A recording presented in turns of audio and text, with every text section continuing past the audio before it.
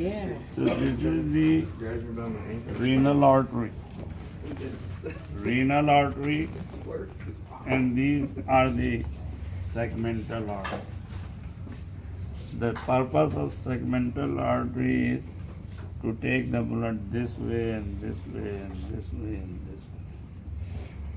And this is renal pyramid, this is renal pyramid, this is renal pyramid, this is this, they are all renal pyramids. Let's talk about that fact. So this is the cortex, all this is medulla. So this renal pyramid is in medulla, right? And this pointed part is the renal papilla. Papilla is this and this and this.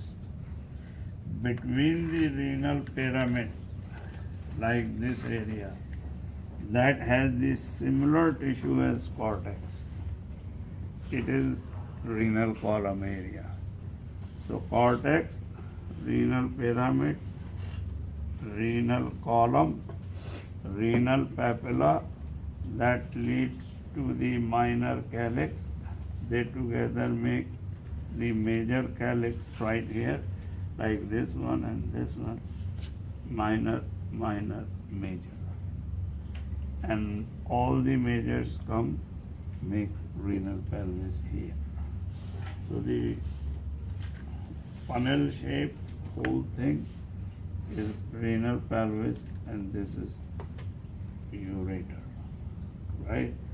As soon as renal pelvis comes out of the kidney, it is called renal pelvis. And there is a renal vein coming out, renal artery going in, and the renal pelvis coming out. They all come out through this space. This is like a doorway. Things are coming in, things are going out. This is called hilus or hilum. Both terms are used, hilus or hilum, right? Okay, so now this is the renal artery, segmental artery, segmental artery, segmental artery. As soon as it reaches between the two renal pyramids into the renal column area, it is named interlobar artery. So here it is segmental, but between this renal pyramid,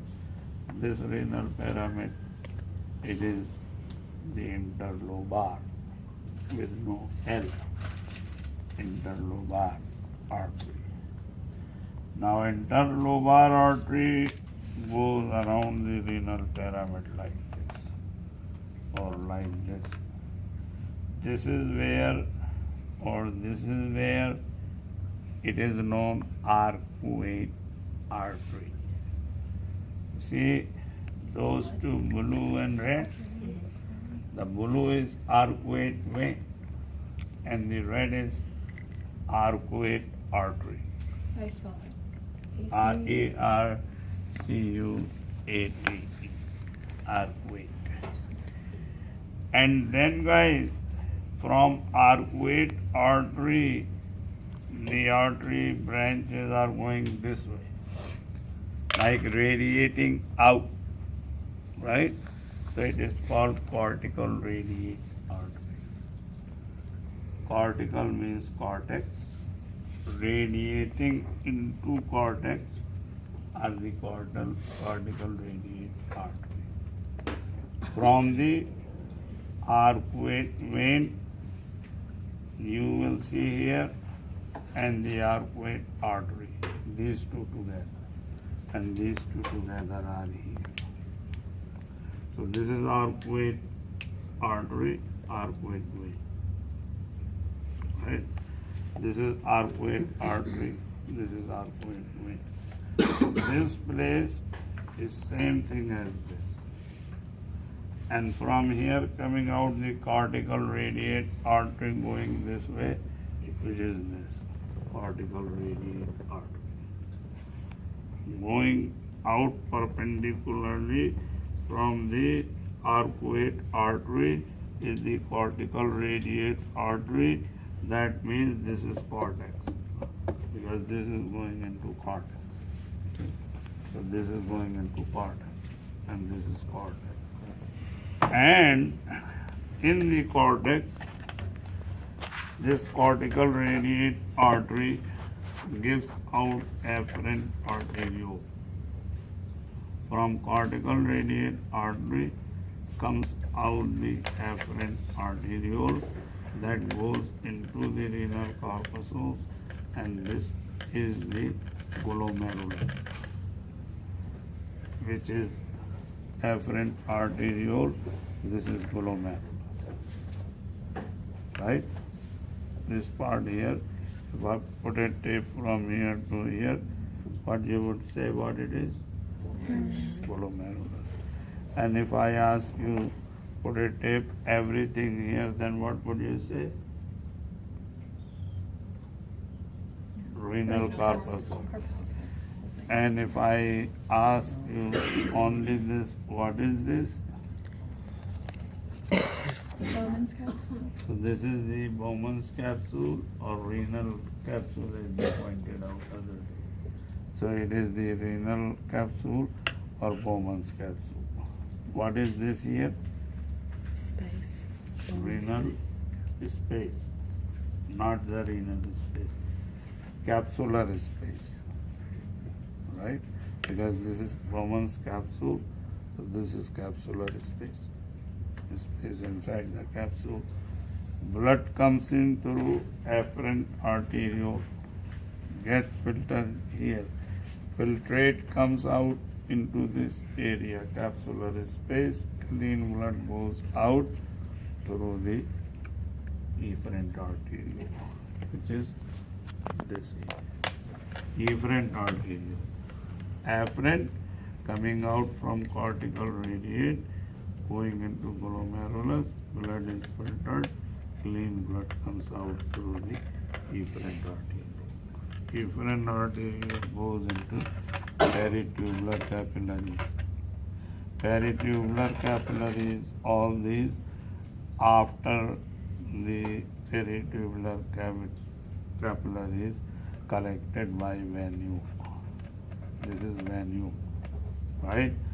And venule goes into cortical radiate vein, cortical radiate artery,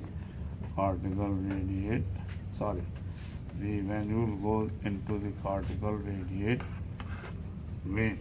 This is cortical radiate artery, gives all the afferent arteriole, but the venule after the peritubular cavity goes into the cortical radiate vein, and cortical radiate vein brings it to the arcuate vein. That arcuate vein, the cortical radiate vein is coming into the arcuate vein. Arcuate vein makes interlobar vein. And interlobar, this time there is no segmental artery, segmental vein, only the interlobar vein. So this interlobar, together they make the renal vein, which comes out right here.